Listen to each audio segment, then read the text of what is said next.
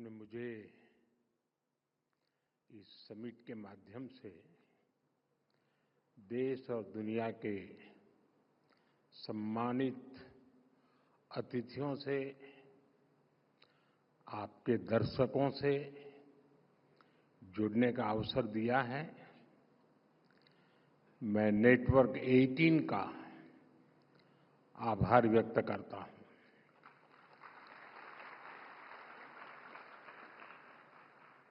मुझे खुशी है कि आपने इस वर्ष की समिट को भारत के युवाओं की एस्पिरेशन से जोड़ा है। इस साल के शुरुआत में विवेकानंद जयंती के दिन यहीं भारत मंडपम में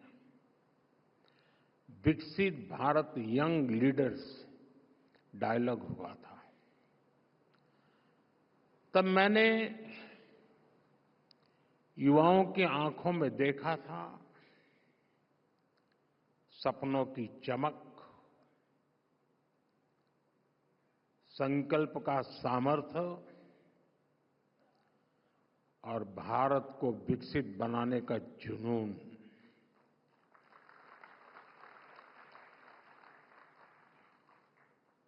ट्वेंटी 47 तक हम भारत को जिस ऊंचाई पर ले जाना चाहते हैं, जिस रोडमैप को लेकर हम चल रहे हैं, उसके कदम कदम पर अगर मंथन होगा तो निश्चित ही अमृत निकलेगा। और यही अमृतकाल की पीढ़ी को ऊर्जा देगा, दिशा देगा और भारत को गति देगा। मैं आपको इस समिट की बधाई देता हूं, शुभकामनाएं देता हूं।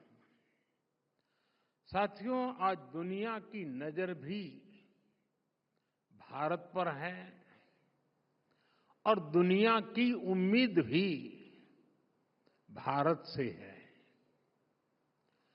कुछ ही वर्षों में हम दुनिया की 11वीं से 5वीं सबसे बड़ी इकोनॉमी बने हैं। बहुत कम समय में अनेक प्रकार के ग्लोबल चैलेंजेस आए, लेकिन भारत रुका नहीं। भारत ने डबल स्पीड से दौड़ लगाई और एक दशक में अपनी इकोनॉमी के साइज को डबल करके दिखाया है। जो सोचते थे कि भारत स्लो और स्टेडी चलेगा, उन्हें अब फास्ट एंड फियरलेस इंडिया दिख रहा है। और इसमें भी कोई संदेह नहीं है कि जल्द ही भारत की दुनिया की तीसरी इकोनॉमी बनना तय है।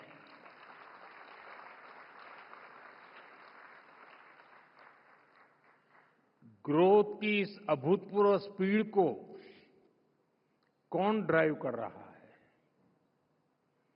इसे ड्राइव कर रहे हैं भारत के युवा, उनके एम्बिशंस और उनके एस्पिरेशंस। युवा भारत की इन्हीं एम्बिशंस और एस्पिरेशंस को एड्रेस करना आज देश की प्राथमिकता भी है। साथियों, आज 8 अप्रैल है। कल परसों ही साल 2025 के 100 दिन पूरे हो रहे हैं। 100 डेज 2025 का पहला पड़ाव। इन 100 दिनों में जो निर्णय हुए हैं उनमें भी आपको युवा एस्पिरेशंस की ही झलक दिखेगी। साथियों, इन 100 दिनों में हमने सिर्फ फैसले नहीं लिए, हमने भविष्य की मजबूत नींव रखी है।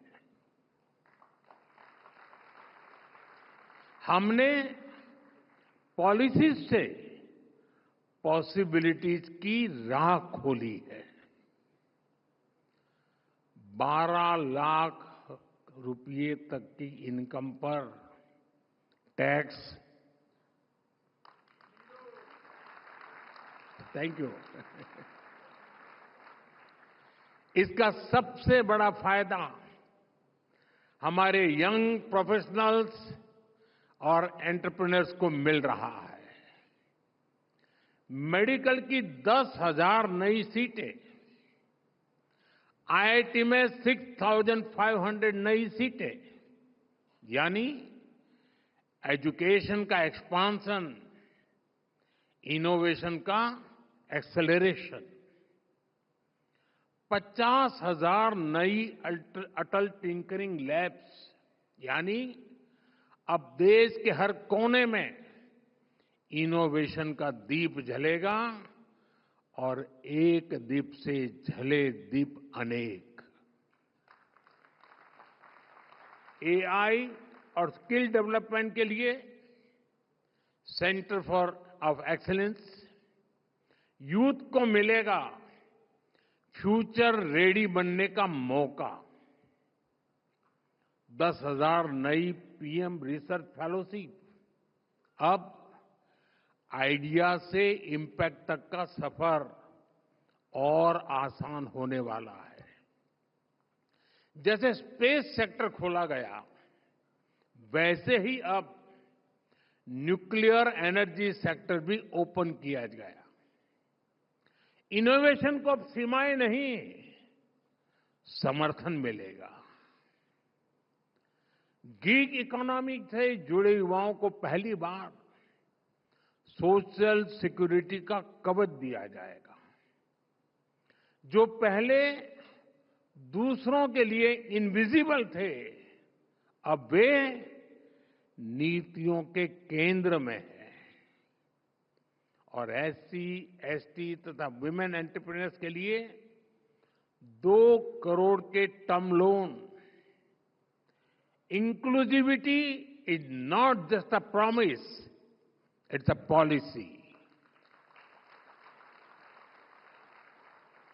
इन सभी निर्णयों का सीधा लाभ भारत के नौजवानों को मिलने वाला है, क्योंकि जब युवा आगे बढ़ेगा तभी भारत आगे बढ़ेगा। साथियों, इन 100 दिनों में भारत ने जो किया है वो दिखाता है कि भारत रुकने वाला नहीं है। भारत झुकने वाला भी नहीं है। भारत अब थमने वाला भी नहीं है। इन 100 दिनों में भारत दुनिया का चौथा ऐसा देश बना जिसने सैटेलाइट्स की डॉकिंग और अनडॉकिंग की क्षमता हासिल की। भारत ने सेमी क्रायोजेनिक इंजन का सफल परीक्षण करके दिखाया। भारत ने 100 गीगावाट सोलर कैपेसिटी का ऐतिहासिक पड़ाव पार कर लिया। भारत ने 1,000 मिलियन टन कोयला उत्पादन का रिकॉर्ड बनाया। नेशनल क्रिटिकल मिनरल मिशन की शुरुआत हुई और इन्हीं 100 दिनों में कर्मचारियों के लिए 8वें वेतन आयोग गठित करने का निर्णय हुआ। किसानों के लिए खाद पर सब्सिडी में बढ़ोतरी का फैसला हुआ, यानी अन्नदाता की चिंता सरकार की प्राथमिकता है। छत्तीसगढ़ में 3 लाख से ज्यादा परिवारों ने एक साथ नए घरों में गृह प्रवेश किया। स्वामित्व योजना के तहत 65 लाख से अधिक प्रॉपर्टी कार्ड सौंपे गए और इतना ही नहीं, इन्हीं 100 दिनों में दुनिया की सबसे ऊंची टनलों में से एक सोनमर्ग टनल राष्ट्र को समर्पित की गई। आईएनएस सूरत, आईएनएस नीलगिरी, आईएनएस वाक्षित भारतीय नौसेना की ताकत में नए नगीने जुड़ गए। सेना के लिए made in India light combat helicopter खरीदी को हरी झंडी मिली और वक्फ कानून में संशोधन का बिल पास हुआ, यानी सामाजिक न्याय के लिए एक और बड़ा और ठोस कदम लिया गया। ये 100 दिन 100 फैसलों से भी बढ़कर है। ये 100 संकल्पों की सिद्धि के दिन है। साथियों, परफॉर्मेंस का यही मंत्र राइजिंग भारत के पीछे की असली एनर्जी है। आप जानते हैं, अभी 2 दिन पहले ही मैं रामेश्वरम में था। वहां मुझे ऐतिहासिक पंबन ब्रिज के लोकार्पण का अवसर मिला। करीब 125 साल पहले अंग्रेजों ने वहां एक पुल बनवाया था। उस पुल ने इतिहास देखा, उसने आंधियां सही। एक बार सुनामी ने, साइक्लोन ने उस पुल को बहुत नुकसान पहुंचाया।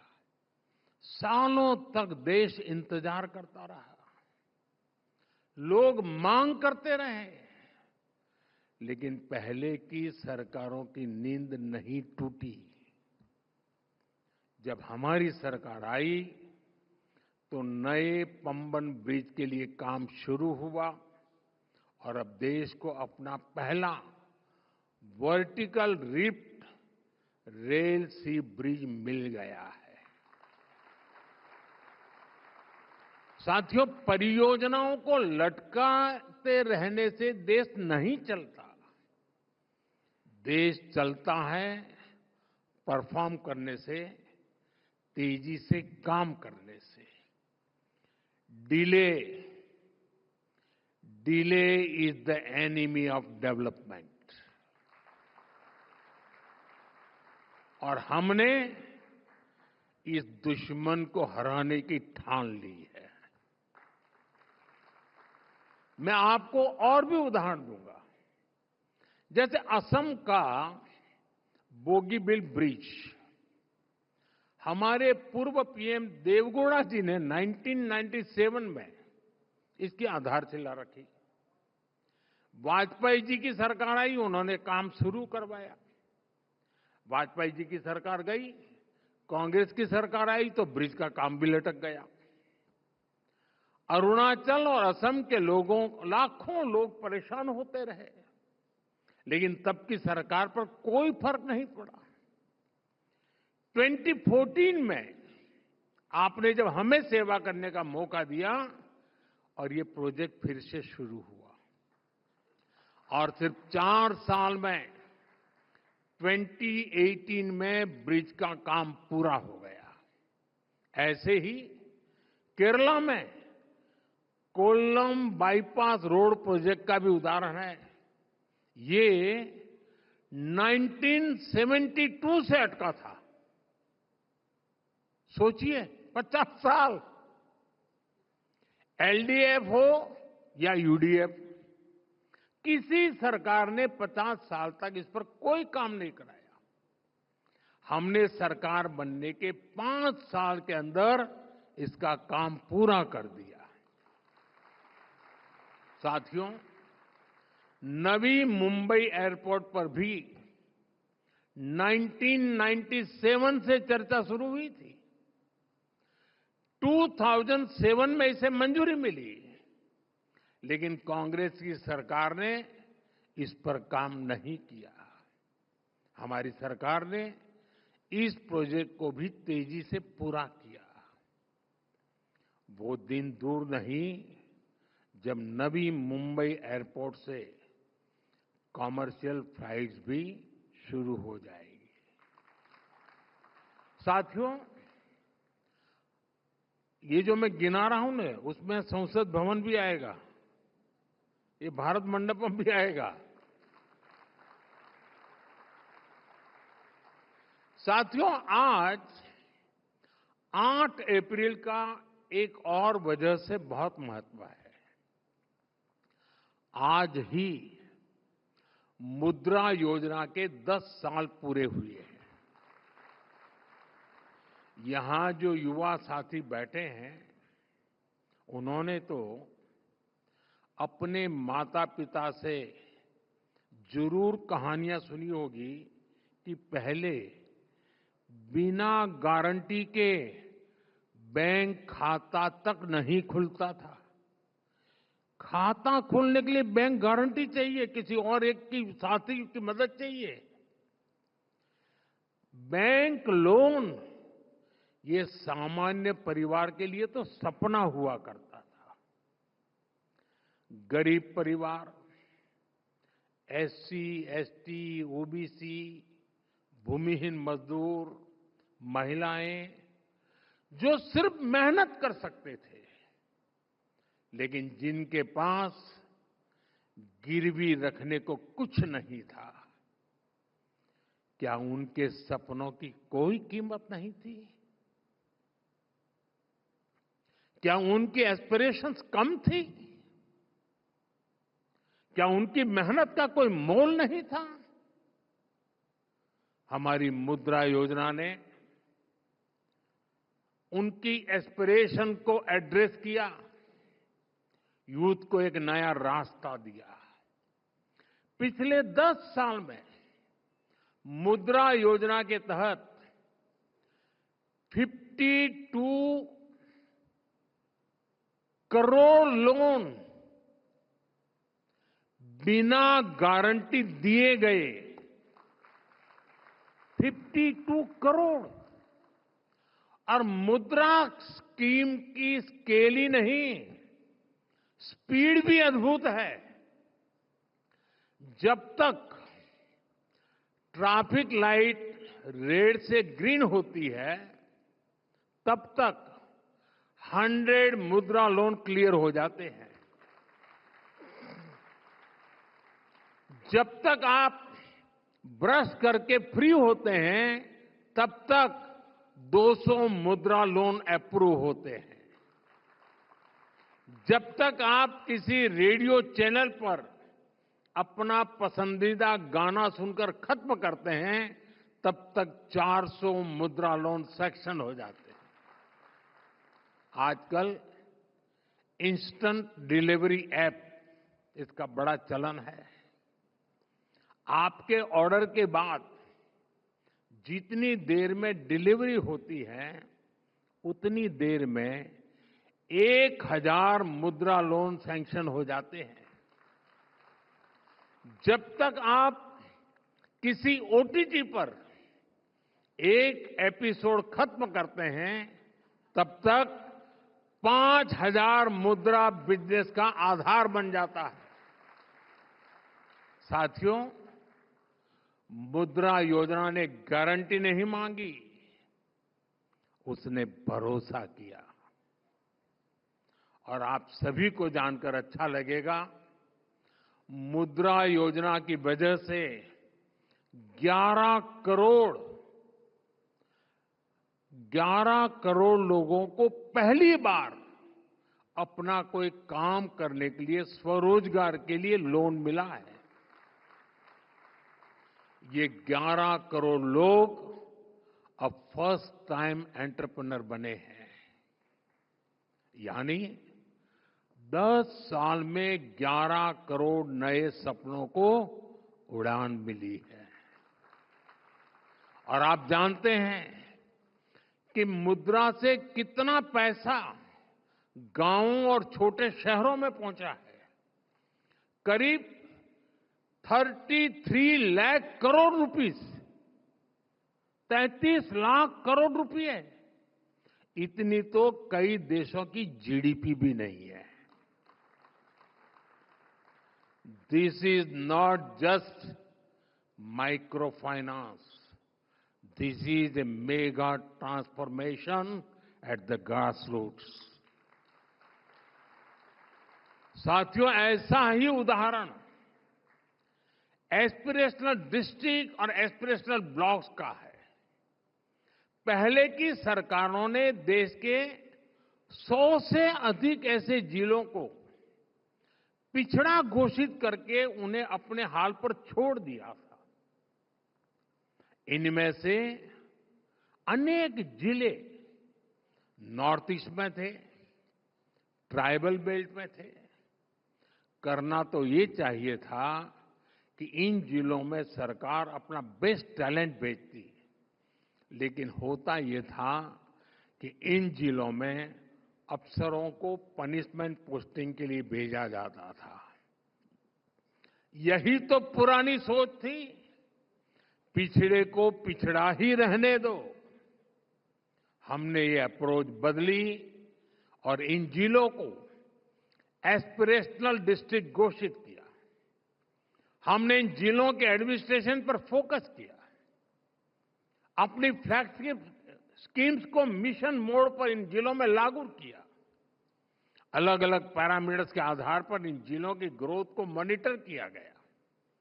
आज वही एस्पिरेशनल डिस्ट्रिक्ट कई राज्यों की एवरेज से बेहतर और कई तो नेशनल एवरेज से आगे निकल चुके हैं।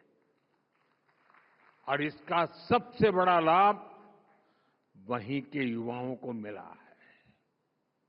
अब वहां के नौजवान कहते हैं, हम भी कर सकते हैं, हम भी आगे बढ़ सकते हैं।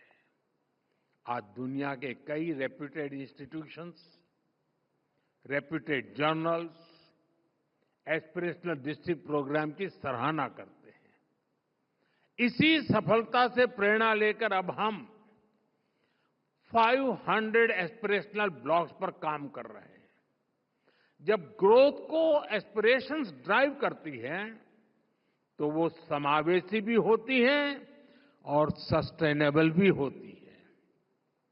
साथियों, किसी भी देश के तेज विकास के लिए बहुत जरूरी है देश में शांति, स्थिरता और सुरक्षा की भावना। गुरुदेव टैगोर की कल्पना थी, चित्त चेता भय शून्य, उच्च जेथा शीर, where the mind is without fear and the head is held high. लेकिन दशकों तक भारत में डर का, भय का, आतंक का माहौल बढ़ता ही गया। इसका सबसे ज्यादा नुकसान युवाओं को ही हुआ। हिंसा, अलगाव, आतंकी आग में सबसे ज्यादा देश का युवा ही झुलसा है। जम्मू कश्मीर में दशकों तक युवाओं की अनेक पीढ़ियां बम, बंदूक और पत्थरबाजी में खप गई। लेकिन दशकों तक देश पर शासन करने वाले इस आग को बुझाने का साहस नहीं दिखा पाए। हमारी सरकार की स्ट्रांग पॉलिटिकल विल और संवेदनशीलता के चलते आज वहां हालत बदले हैं। आज जम्मू कश्मीर का नौजवान विकास से जुड़ हो चुका है। साथियों, आप नक्सलवाद को भी देखिए। देश के 125 से अधिक जिले नक्सलवाद की चपेट में, हिंसा की चपेट में थे। 125 डिस्ट्रिक्ट। जहां से नक्सलवाद शुरू होता था, वहां सरकार की बाउंड्री खत्म हो जाती थी। बड़ी संख्या में नौजवान नक्सलवाद से पीड़ित थे। हमने ऐसे नौजवानों को मुख्य धारा में लाने के लिए प्रयास किए। बीते 10 वर्षों में 8,000 से अधिक नक्सलियों ने सरेंडर किया है, हिंसा का रास्ता छोड़ा है। आज नक्सल प्रभावित जिलों की संख्या भी 20 से कम रह गई है। हमारे नॉर्थ ईस्ट में भी दशकों से अलगाव का, हिंसा का एक अंतहीन सिलसिला चल रहा था। हमारी सरकार ने बीते 10 सालों में 10 बड़े शांति समझौते किए। इस दौरान 10,000 से ज्यादा युवाओं ने हथियारों को छोड़ा और विकास की मुख्य धारा में शामिल हुए। सफलता सिर्फ ये नहीं है कि हजारों युवाओं ने हथियार छोड़े। सफलता ये भी है कि इसने हजारों नौजवानों का वर्तमान और भविष्य बचाया है। साथियों, हमारे यहां दशकों तक एक प्रवृत्ति चली। राष्ट्रीय चुनौतियों को पहचानने के बजाय उन्हें राजनीतिक कालीन के नीचे छिपा दिया गया। लेकिन अब समय आ गया है कि हम ऐसे मुद्दों से आंख न चुराएं। 21वीं सदी की पीढ़ियों को हम 20वीं सदी की राजनीतिक भूलों का बोझ नहीं दे सकते हैं। भारत की ग्रोथ में तुष्टीकरण की राजनीति एक बहुत बड़ी चुनौती रही है। अभी संसद में वक्फ से जुड़े कानून में संशोधन हुआ है। इस पर आपके नेटवर्क ने भी काफी चर्चा की है। ये जो वक्फ से जुड़ी डिबेट है, इसके मूल में तुष्टीकरण की राजनीति है, पॉलिटिक्स ऑफ अपीजमेंट है। ये तुष्टीकरण की राजनीति कोई नई नहीं है। इसका बीज हमारे स्वतंत्रता संग्राम के समय ही बो दिया गया था। अब सोचिए, भारत से पहले, भारत के साथ साथ और हमारे बाद दुनिया में कई देश आजाद हुए, लेकिन कितने देश ऐसे हैं जिनकी आजादी की शर्त विभाजन थी? कितने देश हैं जो आजादी के साथ ही टूट गए? भारत के साथ ही ऐसा क्यों हुआ? क्योंकि उस समय राष्ट्र के हित से ऊपर सत्ता का मोह रख दिया गया। अलग देश का विचार सामान्य मुस्लिम परिवारों का नहीं था, बल्कि कुछ कट्टरपंथियों का था, जिसको कांग्रेस के कुछ नेताओं ने खाद पानी दिया ताकि वे सत्ता के अकेले दावेदार बन सके। साथियों, तुष्टीकरण की इस राजनीति में कांग्रेस को सत्ता मिली, कुछ कट्टरपंथी नेताओं को ताकत और दौलत मिली, लेकिन सवाल ये है, आम मुसलमान को क्या मिला? गरीब पसबंदा मुसलमान को क्या मिला? उसे मिली उपेक्षा, उसे मिली अशिक्षा, उसे मिली बेरोजगारी। और मुस्लिम महिलाओं को क्या मिला? उन्हें मिला शाहबानो जैसा अन्याय, जहां उनका संवैधानिक हक कट्टरपंथ की भेंट चढ़ गया, उन्हें मिला चुप रहने का आदेश, सवाल न पूछने का दबाव, और कट्टरपंथियों को मिल गया खुला लाइसेंस महिलाओं के अधिकारों को कुचलने का। साथियों, तुष्टीकरण यानी पॉलिटिक्स ऑफ एबिजमेंट भारत की सोशल जस्टिस की मूल अवधारणा के पूरी तरह खिलाफ है। लेकिन कांग्रेस ने इसे वोट बैंक की राजनीति का हथियार बना दिया। 2013 में वक्फ कानून में किया गया संशोधन मुस्लिम कट्टरपंथियों और भूमाफियाओं को खुश करने का प्रयास था। इस कानून को ऐसा रूप दिया गया कि उसने संविधान के ऊपर खड़ा होने का भ्रम पैदा किया। जिस संविधान ने न्याय के रास्ते खोले, उन्हीं रास्तों को वक्फ कानून ने संकुचित कर दिया गया, और इसके दुष्परिणाम क्या हुए? कट्टरपंथियों और भूमाफियाओं के हौसले बुलंद हुए।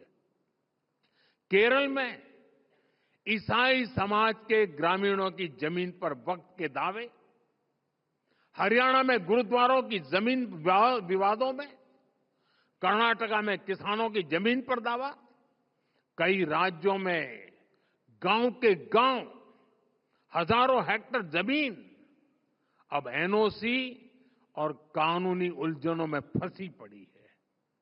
मंदिर हो, चर्च हो, गुरुद्वारे हो, खेत हो, सरकारी जमीनें हो, किसी को भी अब भरोसा नहीं रह गया था कि उनकी जमीन उनकी ही रहेगी। सिर्फ एक नोटिस आता था और लोग अपने ही घर और खेत के लिए कागज ढूंढते रह जाते थे। जो कानून न्याय के लिए था, वो डर का कारण बन गया। ये कैसा कानून था? साथियों, मैं देश की संसद को सर्व समाज के हित में, मुस्लिम समाज के हित में एक शानदार कानून बनाने के लिए बधाई देता हूं।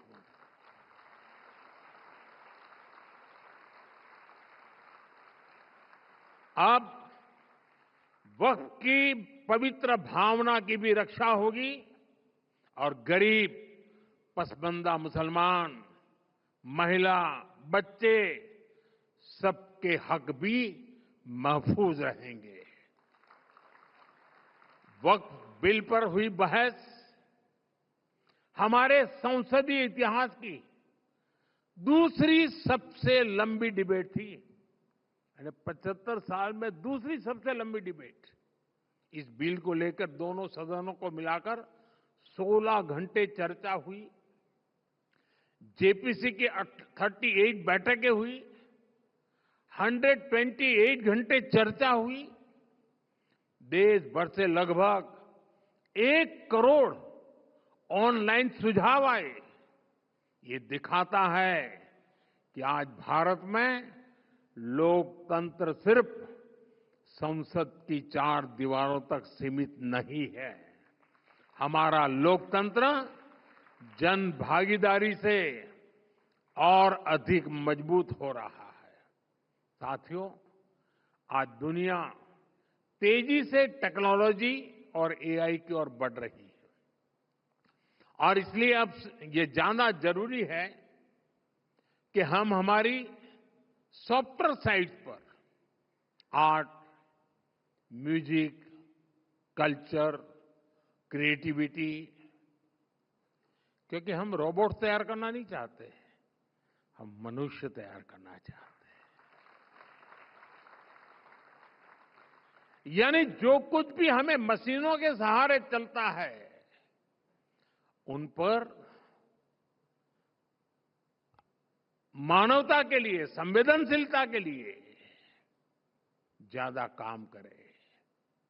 एंटरटेनमेंट आज दुनिया की सबसे बड़ी इंडस्ट्री में से एक है और आने वाले समय में इसका और विस्तार होगा। ऐसे ही समय में हमने आर्ट और कल्चर को एनकरेज करने के लिए, इसे सेलिब्रेट करने के लिए वेव्स,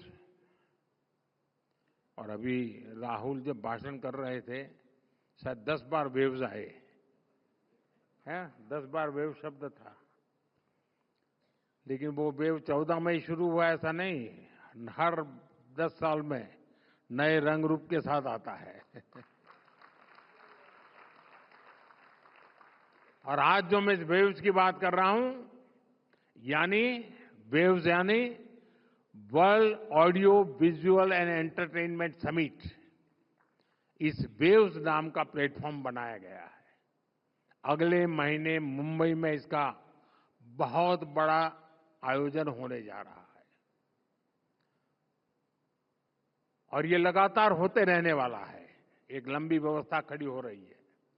आप सभी जानते हैं, हमारे यहां movies, podcast, gaming, music, AR और वीआर की बहुत वाइब्रेंट और क्रिएटिव इंडस्ट्री है। हमने क्रिएट इन इंडिया का मंत्र लेकर इसे नेक्स्ट लेवल पर ले जाने का फैसला लिया है। वेव्स इंडियन आर्टिस्ट को कंटेंट बनाने और ग्लोबल बनाने के लिए एनकरेज करेगा और इसके साथ साथ क्रिएट इन इंडिया दुनिया भर के आर्टिस्ट को भारत में आने का अवसर भी देगा। मैं नेटवर्क 18 के साथियों से भी कहूंगा कि वो वेव्स के प्लेटफॉर्म को पॉपुलराइज करने के लिए आगे आए। यहां बड़ी संख्या में क्रिएटिव डोमेन्स में काम करने वाले युवा साथी हैं। कुछ लोगों से मेरे मिलने का मौका भी मिला। मैं उन्हें भी कहूंगा वो इस मूवमेंट को, इस प्लेटफॉर्म का हिस्सा बने। वेव्स की लहर हर घर, हर दिल तक पहुंचनी चाहिए। आप लोग ये करेंगे, ये मुझे पूरा विश्वास है।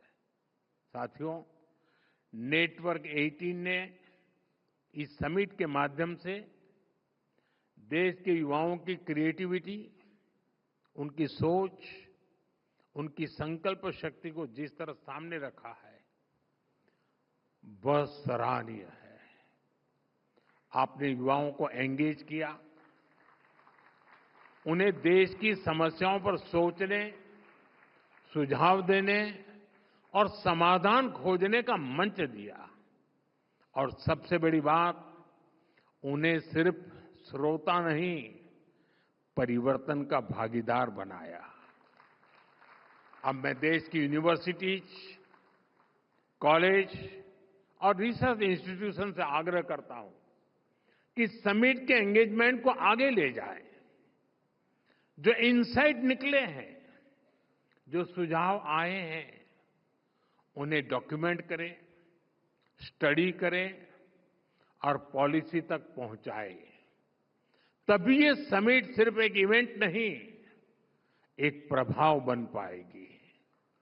आपका उत्साह, आपकी सोच, आपकी भागीदारी ही भारत को विकसित देश बनाने के संकल्प की ऊर्जा है। मैं एक बार फिर इस आयोजन से जुड़े सभी साथियों को और विशेषकर हमारे युवा साथियों को बहुत बहुत शुभकामनाएं देता हूं। बहुत बहुत धन्यवाद।